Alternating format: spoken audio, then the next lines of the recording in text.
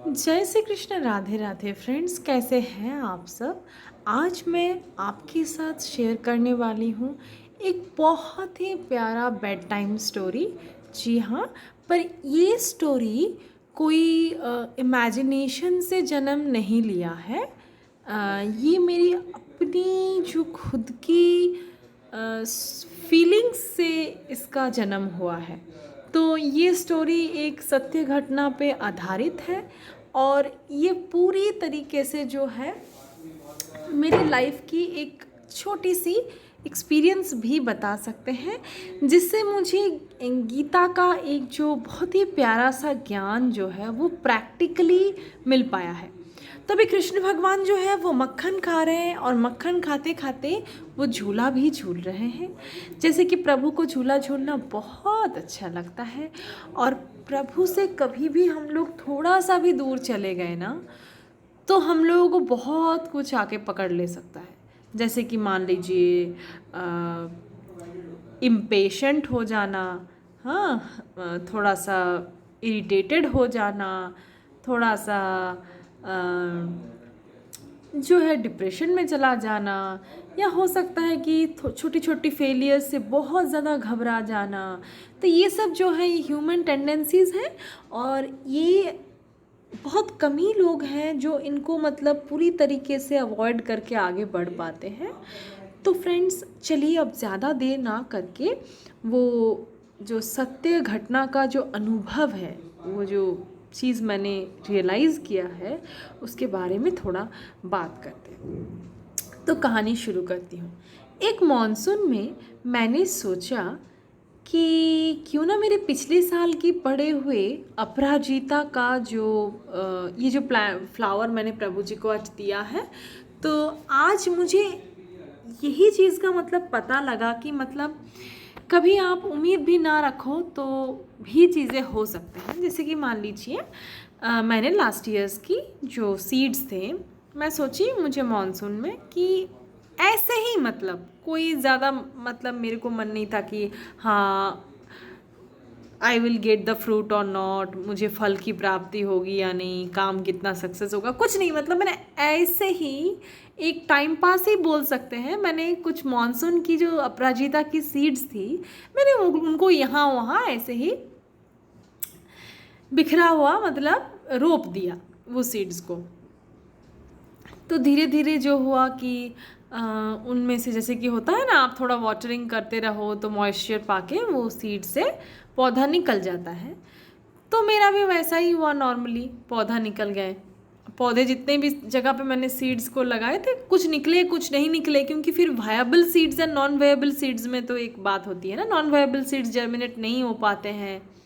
ये सब तो बच्चे अगर सुन रहे हो तो मैं तुम लोग को पढ़ा दूंगी, और अगर कोई बड़े व्यूअर सुन रहे हैं तो फिर आपको बता देती हूँ कि ये जो नॉन वायबल सीड्स होती हैं तो उनमें इतना पोटेंशियल नहीं है कि वो जर्मिनेट हो सके और अच्छे से ग्रो कर सके। तो एनीवेज, तो जो वायबल सीड्स थे उनमें से खूब सारा पौधे जो है एकदम निकल आए, हरे हरे।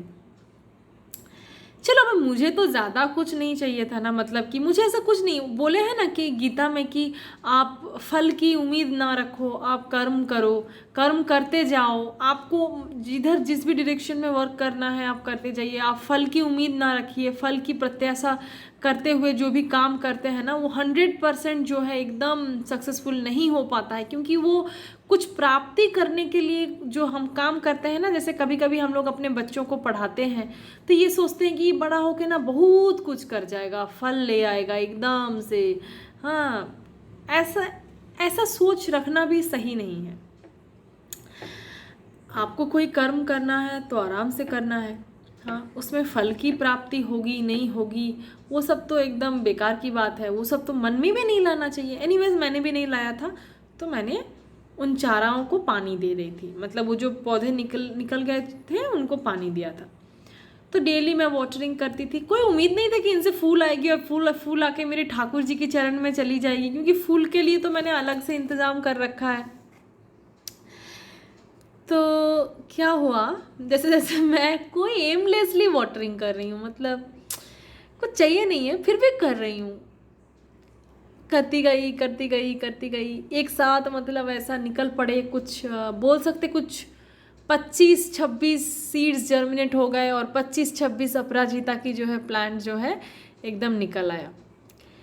तो धीरे धीरे क्या हुआ, अपराजिता के जो पत्ते हैं उसमें नीचे हिस्से की जो पत्ते थे वो प्लांट बड़ा हो रहा था, मतलब प्लांट्स बड़े हो रहे थे और उनके जो नीचे हिस्से की पत्ते थे उनमें थोड़ा थोड़ा कीड़ा भी लगना चालू हो गया था।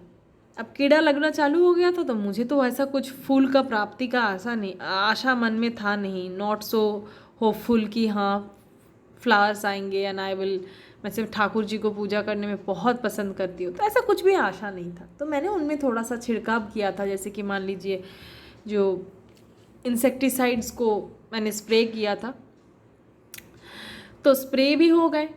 तो धीरे धीरे कीड़े तो जाने लगे, पर नीचे हिस्से के पत्ते जो हैं वो क्वाइट अफेक्टेड थे, तो वो तो सुधरने से रहे, ऊपर से न्यू ब्रांचेस जैसे आते हैं अपराजिता का आने लगा। अब क्या हुआ, फिर भी मैं उसमें पानी देती रही, पानी देती रही, पानी देती रही और प्लांट्स बड़े होते रहे होते रहे होते रहे। एक समय क्या हुआ, उनको कोई सपोर्ट की ज़रूरत था जिस पे वो क्लाइंब कर सकें, जैसे कि ये क्लाइंबर्स होते हैं तो वो ऊपर क्लाइंब कर सकें, तो उनके लिए कुछ सपोर्ट या स्टिक्स ऐसा कुछ भी ज़रूरत था। तो इतने बड़े हो गए, मैंने उनमें स्टिक्स डाल दिया। अब देखिए एमलेसली कर रही हूँ, मुझे फूलों का इंतज़ाम ऑलरेडी हुआ पड़ा है, ऐसा नहीं कि मुझे बहुत प्लांट्स की ज़रूरत। So friends I didn't want any more plant, तो मैंने इनको मतलब ऐसे ही टाइम पास वाटर कर रही थी। जुलाई, अगस्त और सितंबर मैंने इनको पूरा वाटर किया, और अक्टूबर में जब नवरात्रा का समय आया वो 25 या 26 सैपलिंग्स जो है एक साथ ह्यूज ग्रो कर गए, और टुडे मैंने देखा उनमें खूब सारा फूल आए हैं। और इतने सारे प्लांट्स में जब एक साथ इतने सारे फूल आते हैं तो बिलीव ही नहीं होता है। तो इसी तरह से मेरे साथ हुआ, तो मैंने उनमें से ही 2 फ्लावर जो है वो ठाकुर जी को आज गिफ्ट दिया कि प्रभु जी, मुझे तो आशा भी नहीं था कि इसमें ऐसा फूल आएगा, मैं तो ऐसे ही नॉर्मली कुछ पड़े हुए सीड्स को यूज़ करने का सोच रही थी। देखिए अभी ठाकुर जी जो है वो घर में बनाई हुई बटर जो है वो खा रहे हैं, और खाते खाते राधा जी से यही बात कर रहे हैं कि देखो शुभ्रा ने कितनी अच्छी तरीके से कोई भी फ्रूट्स का आशा नहीं रख के, कोई भी फल की जो आशा है वो मन में वो होप नहीं रख के उसने काम पे ध्यान दिया, उसने वाटरिंग पे ध्यान दिया, उसने सीड्स को सो करने में ध्यान दिया। तो ये इस समय उसको जो फल की प्राप्ति हुई, अब वो कहानी बताने के लिए किसके पास आए हैं, लल्ला के पास आए हैं। हाँ, तो ये जो मेरे लल्ला है ये उनका ही वाइफ है, तो ये मेरा लल्ला का वाइफ है।